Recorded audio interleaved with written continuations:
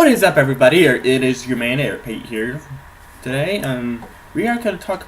Well, not we, but I am going to talk about the race that just happened just a few days ago at Talladega Super Speedway. I have to say, that wasn't really the kind of Talladega racing I was expecting. I was kind of expecting like the big one be. I was kind of like the first stage was hardly anything. Like, the first stage was basically just two horse racing, 1, 2, 3, 4. No one could stop them. I don't think there was a caution in stage 1. I could be wrong, but I don't think there was a caution in stage 1. Oh yeah, there was no caution in stage 1. And basically the order it was the qualifying order, which was Kurt Busch, Clint Bowyer, Kevin Harvick, and Eric Almirola. Like, stage 1 was kind of boring, because it was basically just those four leading, wow. And they were basically bumper to bumper, though, which kind of made it interesting. And I thought someone was going to get out of line in those four cars and try to get Kurt Busch. It's basically how their finish was exactly how 1 through 4 had qualified, which was Kurt Busch, Clint Bowyer, Kevin Harvick, and Eric Almirola, which is all four cars of Stewart Haas Racing. Stage 2, we kind of started seeing some cautions. It kind of started to get a little bit interesting. We had it had a little bit of some one-car wrecks in there, but otherwise than that, it was still Stewart Haas Racing 1, 2, 3, 4, but in a different order. Kevin Harvick won stage 2, so I seriously didn't know what the exact order was, but I know it was stage 2 was exactly just like stage 1, where all four Stewart Haas Racing cars finished 1 through 4. I'm pretty sure that's a 2018 1000 Wolves.com 500 race. So it was Kevin Harvick, Clint Bowyer, Kurt Busch, and Eric Almirola. So basically, Harvick and Busch switched places from stage 1. Wait, I could be wrong. Kurt Busch, Clint Bowyer, Kevin Harvick, Eric Almirola. Okay. And then stage 3 was really interesting. Like, there was a bunch of one-car wrecks. Stewart Haas Racing finally got broken up a couple times. Green flag pit stops. There was a few more yellows. So basically, they got broken up a little bit. But eventually, with about 20 laps to go-ish, they got back to 1, 2, 3, 4. Kurt Busch, Clint Bowyer, Kevin Harvick, Eric Almirola. No, I think it was Kurt Busch, Clint Bowyer. No, Kurt Busch, Kevin Harvick, Eric Almirola, and Clint Bowyer. And I kind of was thinking Almirola was going to be the weakest out of all of them. Seriously. And then, the car spins. Everybody was going to save mode. They were like, everybody said going to save mode. But a couple cars on the restart, though, even before the restart, a couple cars were like, I don't even think I can make it to the start-finish line for the restart. So they peeled off just as the race was about to restart. No, they did not add an extra lap of yellow, so they still restarted. So it was Kurt Busch, Clint Bowyer, and Eric Almirola, 1, 2, 3. Then they were expecting to have an easy 1, 2, 3, 4 finish, but Harvick ran out. So on the how the green light checkers work. I don't think I explained this last week when Chase Elliott won at Dover, but so if a caution comes out right before the final lap, and the final lap, no matter what, the next flag ends the race. It can be yellow, it can be it can be a checkered. But I think the wreck happened with 7 laps to go. 7 laps to go, I think, is when the wreck happened. 7 or 5 laps to go. I had no freaking idea.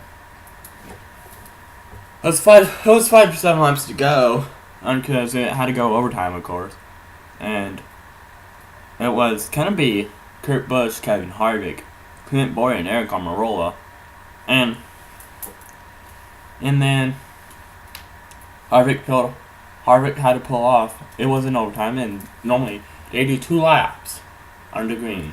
They had something called the overtime line, or they did. It's where halfway down the backstretch, halfway a third way or 2/3 way down the backside around the track, there's a line. There's a line about the whole width of the track. There's a line. There's like a white line, and if the leader can get to that white line, if they get past it, yellow flag comes out. The race is official. Last time that happened was with Casey Kane back in Indianapolis, and then after that, they decided, you know what, this is not really a fair way to end a race.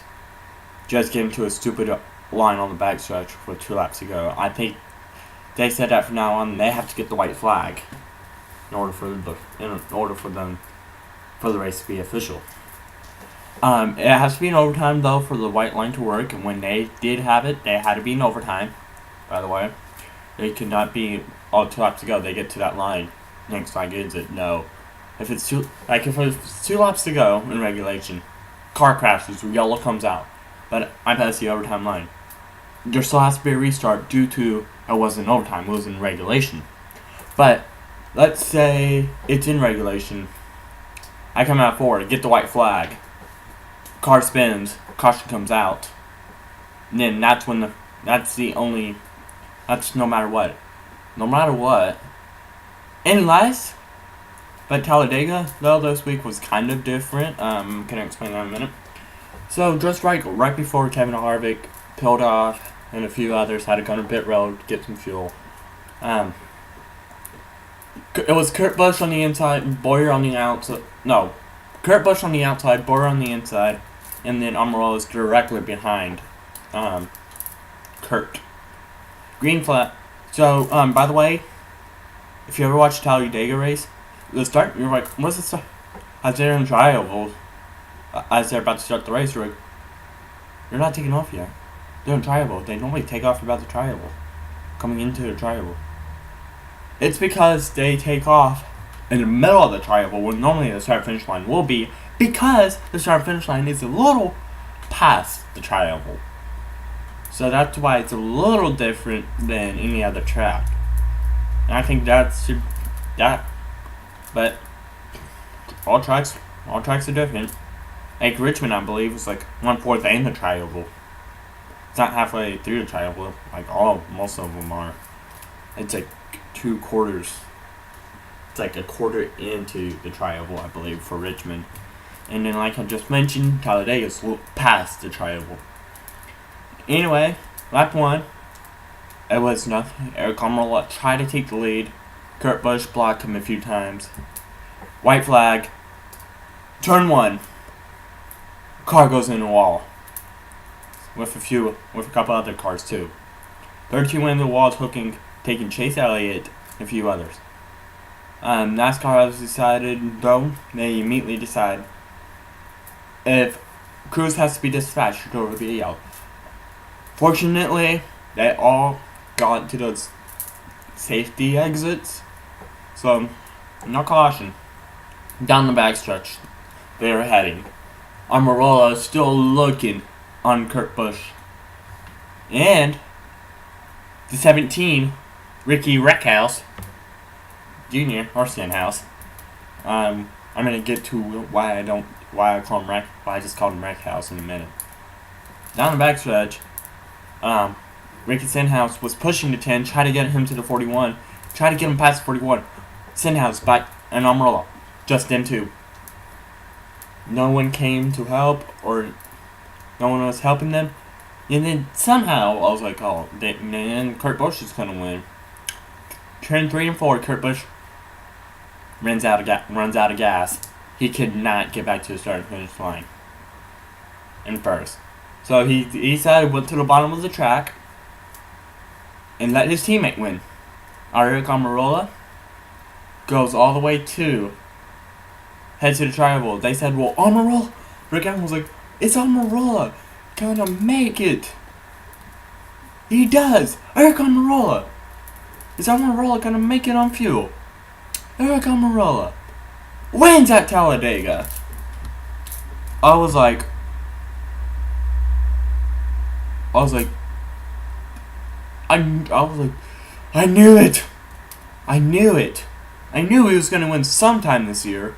He's been close so many times this year. It's unreal. He led a few races there, and then I thought, oh, if he doesn't screw up, he's going to win. And well, then my hopes get crushed. He screws up somewhere. Eric Almirola in the race only led one lap. Only one lap. And that's a lap that mattered.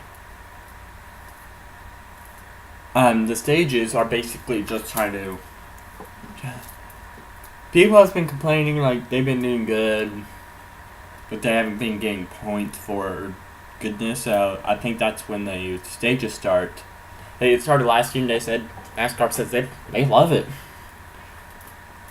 So every driver can at least get... So like, but there has been some... like I mentioned a few times, there has been some cases where a driver will win stage 1, stage 2 in the race, but they only do it for the top 10. They only give it to points to the top 10A.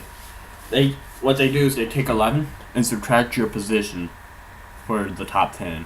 So if you're first, you get 10 points. If you're second, you get 9 points. So they take 11 and subtract your position. If you're 10th, they subtract 10 and you get 1. I just looked at the stages actually as I was talking to y'all to see what that order was. I think I saw Ty Dillon top 10 one of them. That's actually a really huge surprise to me.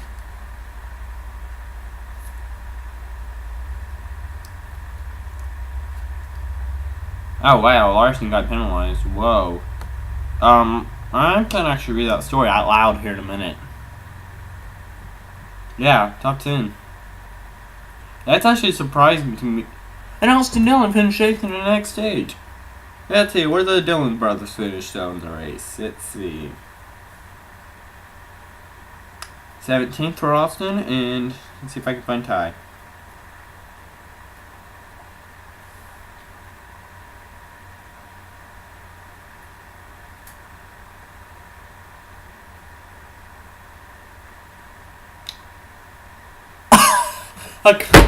Wow.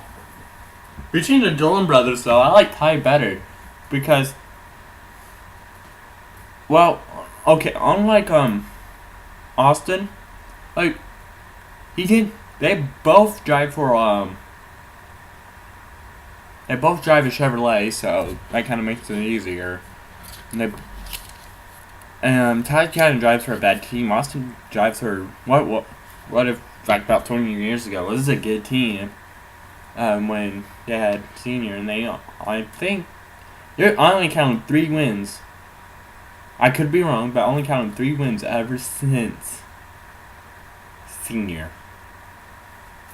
Well, okay. Besides, ever since Harvick drove for them, Kevin Harvick drove for RCR in the 29 for a pretty good chunk of his career. Then 2014, he got a ride at Suit Haas Racing, he actually won his very first championship. Very first year he was driving for Suit Haas. Kevin Harvick did in the 4 car.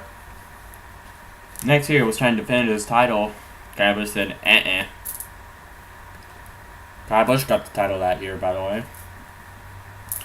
But ever since then, I only counted like 3 wins ever since Harvick. Ever since Harvick left RCR.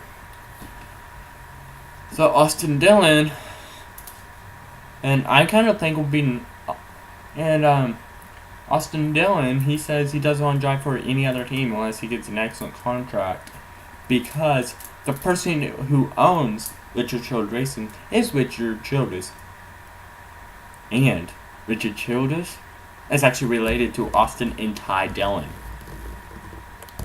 Grandpa on the mom's side. So basically their mom is the daughter of Richard Childress, and that's how they're related. And Austin Dillon won the Daytona 500 this year.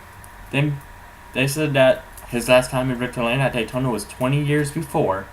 To see Dale Earnhardt in victory lane, got screamed at by his mom for climbing onto the Daytona trophy. His mom was gonna yell at him that night because he gets to take home the Daytona trophy. And I kind of think, though, of Austin, he kind of made a jackass move, though. Eric Almirola, quarter lap away from winning the Daytona 500, got spun out by Austin Dillon, so Austin Dillon can win it. I kind of thought that was a bad move by him. But Eric Almirola finally got himself a race win. Everybody was thinking it's gonna happen sometime this year, not probably probably on the plug stretch next year. And well, what happens? He went to victory lane at Talladega. There has been talks about ever since Daytona. In a Facebook, so I mentioned earlier, I said Ricky Rackhouse pushed Almirola. Well, okay, so let me talk about this Rackhouse thing. So, about a couple months ago, Daytona International Raceway, they were doing the 4th of July race. They do a race. They do 2 races a year at Daytona. One 500, and then they do a 400 on 4th of July weekend. So, on 4th of July weekend, Ricky Stenhouse Jr. Stage 1, nothing really, probably just a 1-car wreck. That's probably all that happened. Or I don't think anything happened. But, or I think it was just a 1-car wreck. And then, stage 2, he was wrecking people left and right. He was just trying to win stage 2 too. He wants to win the race. And he was wrecking people left and right. He even wrecked out my guy. Like, okay, so William Byron was in the lead. Kyle Busch second on the high side. Stenhouse third, right behind Byron. So Ricky decided to be sorry about my cussing throughout the episode, but then Ricky decided to be an idiot or jackass and just hit Kyle Busch. So Kyle Busch can hit, trying to get Kyle Busch to hit William Byron. Did he succeed? Yes. Took the lead, and a lot of people were mad. I was like, dude, if you want to win, don't wreck people. Like, okay, if I'm trying to win a race in NASCAR and I'm battling with someone side by side for the lead, I eventually will spin them out. And first, I gotta see if there's no other cars around me. Kind of just, like, when I'm trying to win a race in NASCAR, I just move them out of the way. Sometimes they overreact and spin, but I'm just moving out of the way. That's what he should have done. Was just move those cars out of the way just a little bit without spinning them and causing wrecks. He was a freaking idiot that night. A lot of people around the nation said, hey guys, anytime we talk about Ricky on this page, Ricky Stenhouse on this page, let's call him Ricky Rackhouse. And everyone agreed, like saying, oh yeah, we need to call him Ricky Rackhouse for what he's been doing. If he's gonna win a freaking race, don't spin out of the cars. Don't be an idiot and wreck out of the cars. Alright, let's go and talk about Kansas. So this week is Kansas. And it is basically our home track. It is Bentonville's home track. It's about 3 hours away. Like, what about Texas? Texas, that's like 8 hours away from here, so. So Kansas is basically a mile and a half. And I'm gonna go with, well, the big three has kind of been dead, but I'm gonna go with the quad squad, which is Kyle Busch, Martin Truex Sr., Brad Keselowski, and Kevin Harvick. Kevin Harvick doesn't have... Wait, let me pull out something. Quick. Let me pull out something. Kevin Harvick doesn't have to worry about... Let's see. I shouldn't have to worry about Kansas, huh? Oh, like I mentioned, I'll read, like I mentioned, at the end of the episode, I'm gonna read the 42, the story in the 42. Don't mind me with the mark in my mouth, it's just a cap.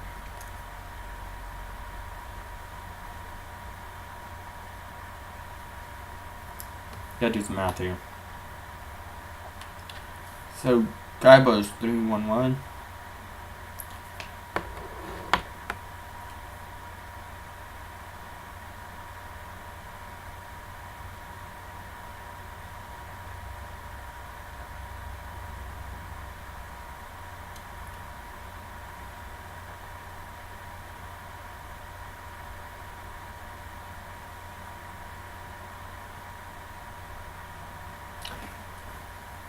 $96 points!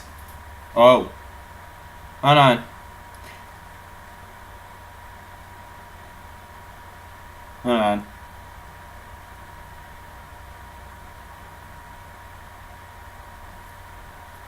I made a mistake.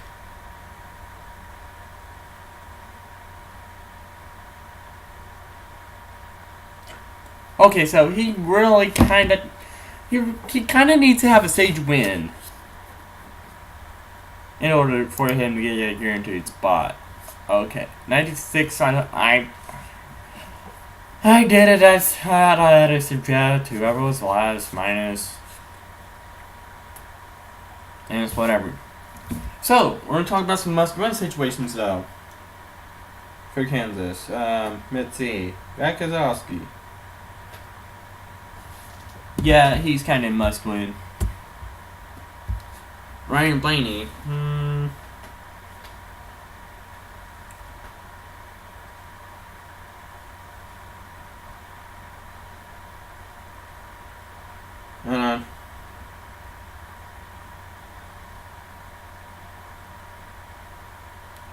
Must win.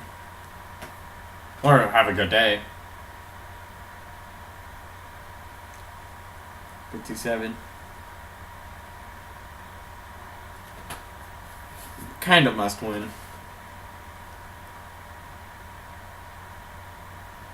I don't know if I already did Byron, but... Okay, well, only Byron definitely must win. So, here's who I think is going to be eliminated after Kansas. Blaney, Keselowski, Bowman, and Larson. Unless Larson manages to have a good day and win, so... Out of those four, I think the one that's going to have the best day is probably Kyle Larson. Out of those four. I just left off. With Larson, Bowman, Blaney, and Keselowski, I think the best one's going to be Kyle Larson. So what does that mean? So, I'm going to go pull back up the standings. So, let's say Kyle Larson was to win. Possibility, Martin Truex will be eliminated. I didn't say Chase Elliott, who is 8th, according to my phone, but Chase Elliott already has some spot in the next round due to his Dover win. So people who kind of already clinched is Harvick and Busch. Harvick, Busch, Elliott, Almirola. That's if Kyle Busch has a good stage 1. So, alright. So my picks is the big 3, and plus Larson and Blaney. I think they will do the best. Alright, so why did I do that? Home.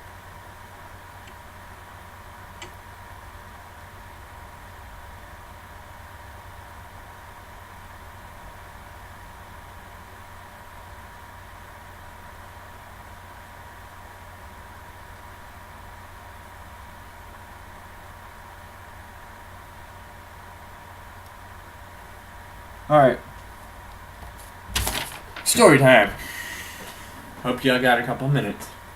Number 42, Monster Energy Series team issued L1 level penalty.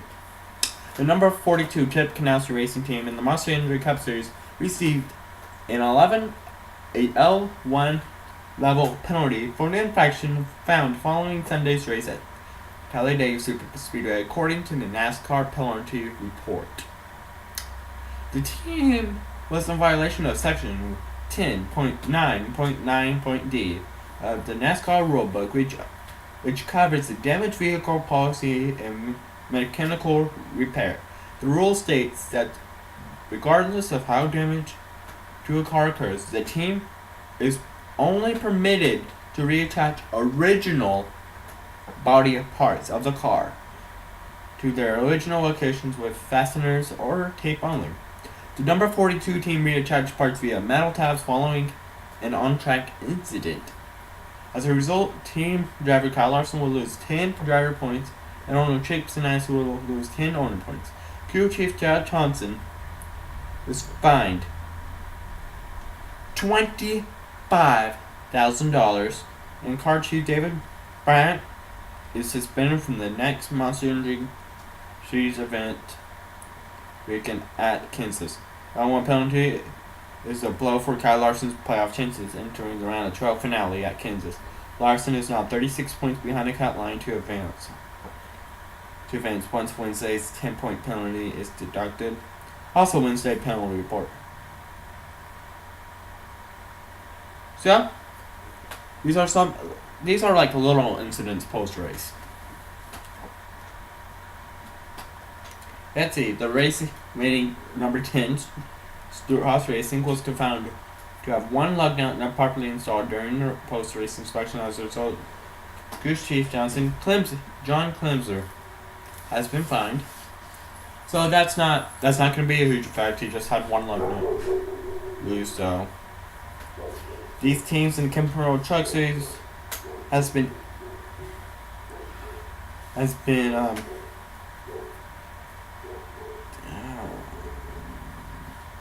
these three teams in the Kemper Truck Series were issued level 1 penalties for issues found during pre-race inspections, specifically violating section. Okay, already know about those. But yeah, I don't know why they're strict about that. Like, I don't get it. Like, what if the part's basically destroyed? They need a part in order to continue the race. They can go back to the garage and fix it. Jimmy Johnson had to do that the other day.